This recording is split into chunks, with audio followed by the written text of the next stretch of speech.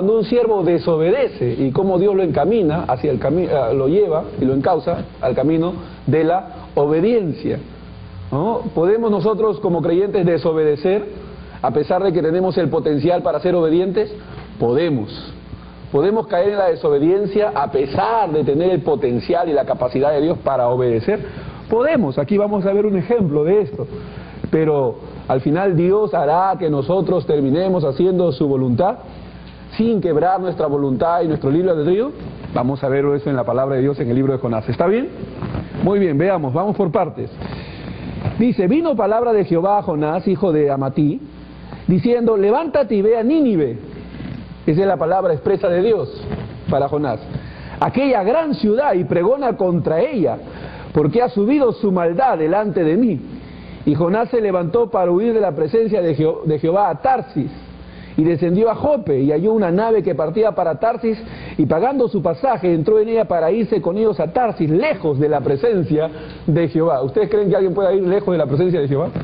Pero ese era el pensamiento que tenía Jonás, ¿no? Jonás estaba pensando, bueno, yo voy a irme de aquí porque acá mucho Dios habla, allá me va a dejar de hablar, así que voy a ir allá donde Dios ya no me esté hablando. Pero Dios le dio un mandamiento a Jonás.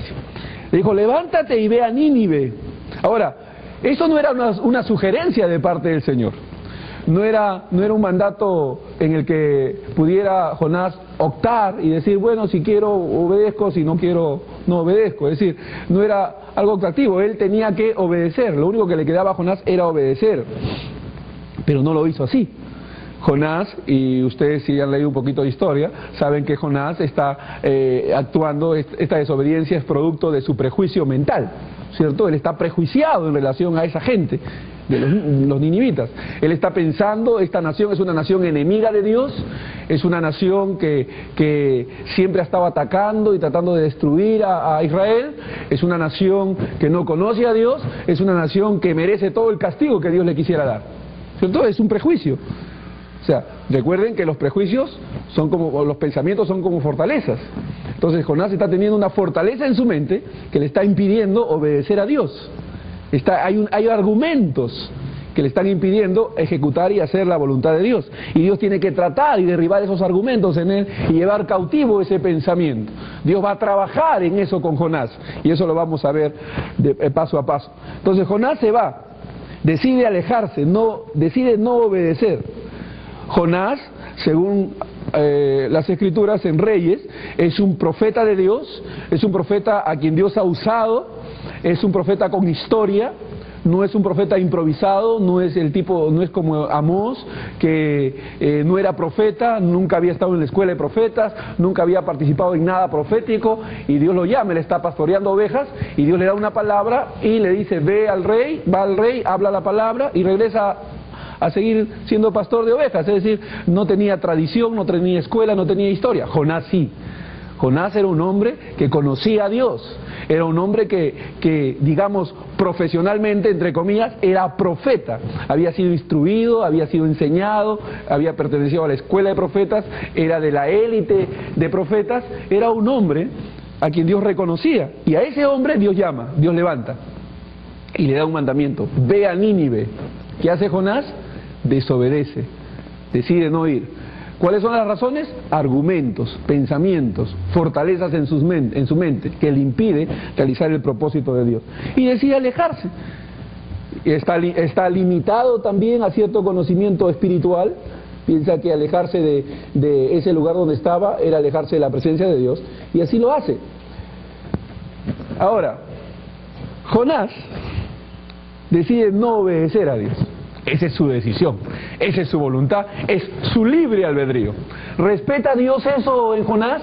Dice Dios, bueno, ya que Jonás no quiere obedecerme, ya que Jonás no quiere hacer mi voluntad, pues no hay ningún problema, lo voy a respetar, voy a buscarme a otro que quiera obedecerme, voy a hacer con él que él haga lo que yo quiero que haga.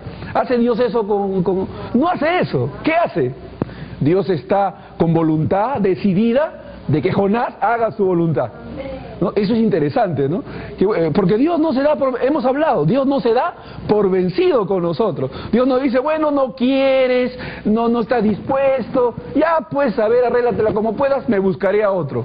Dios no hace eso, Dios no nos desecha, Dios no se resigna, Dios no se da por vencido. ¿Hemos enseñado eso aquí? Vamos a verlo si realmente sucede así con Jonás. Entonces dice, pero Jehová, que no se da por vencido, hizo levantar un gran viento en el mar. ¿Los vientos obedecen a Dios? Qué bueno, ¿no?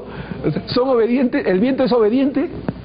¿No? Aquí está, en este libro vamos a ver cómo es que la naturaleza, los animales, todos le obedecen a Dios. No hay nadie que no obedezca a Dios, excepto el hombre que no quiere obedecer y a quien logra después que le obedezca. Eso vamos a verlo. Dice, pero Jehová hizo levantar un gran viento en el mar, y hubo en el mar una gran tempestad tan grande que se pensó que se partía la nave, y los marineros tuvieron miedo, y cada uno clamaba a su Dios, y echaron al mar los enseres que había en la nave para descargarla de ellos. Pero Jonás había bajado al interior de la nave y se había echado a dormir. Tremendo, ¿no? Jonás tranquilo, holgazán, se había ido ahí a dormir, tranquilo. Él no estaba obedeciendo a Dios, pero tenía paz. Bueno, en su alma, ¿no? Estaba tranquilo en su alma. Después vamos a ver cómo es que está perturbado en su interior, en su espíritu realmente. Pero él está tranquilo. En el interior de la nave había ido a descansar y se había echado a dormir.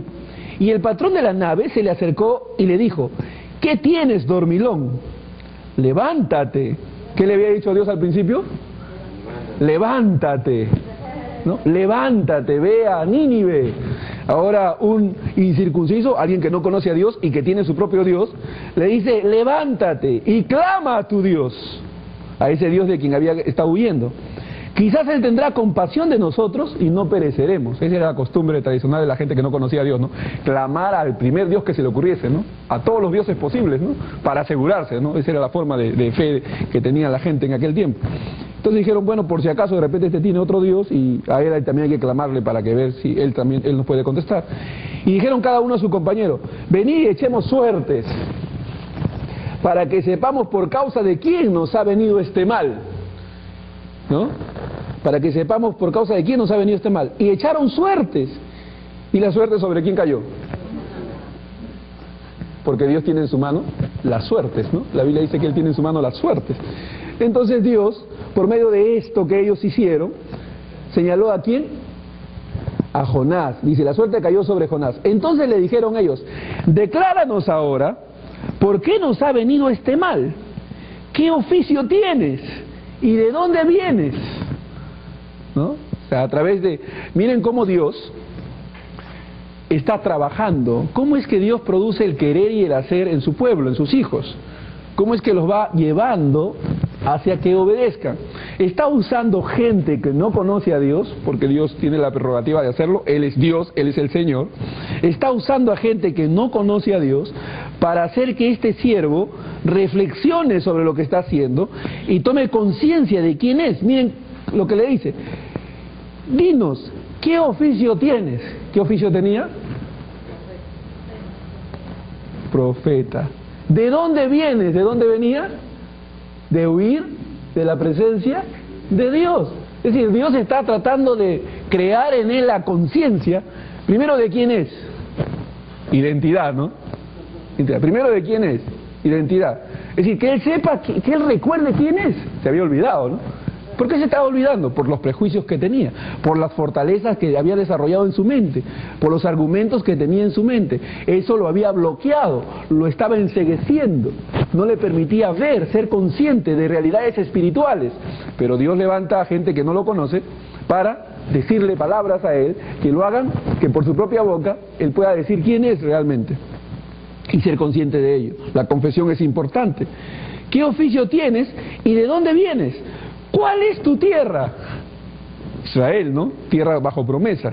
¿Y de qué pueblo eres? ¿Cierto? Todo esto para que él tome conciencia de quién es. Y él les respondió, soy hebreo. Bajo pacto, ¿no? Bajo promesa. Y temo a Jehová. Tengo respeto por él, tengo reverencia por él, pero no lo está obedeciendo. ¿Cierto? Temo a Jehová, Dios de los cielos, que hizo el mar y la tierra. Esta tempestad no puede ser sino también producto de lo que Dios es. Él es el Señor. Y la tierra. Y aquellos hombres temieron sobremanera y le dijeron, tuvieron mucho más temor que Jonás, ¿no? Dijeron, ¿por qué has hecho esto? Hermanos, todo esto podía haberle dicho Dios directamente, ¿sí o no?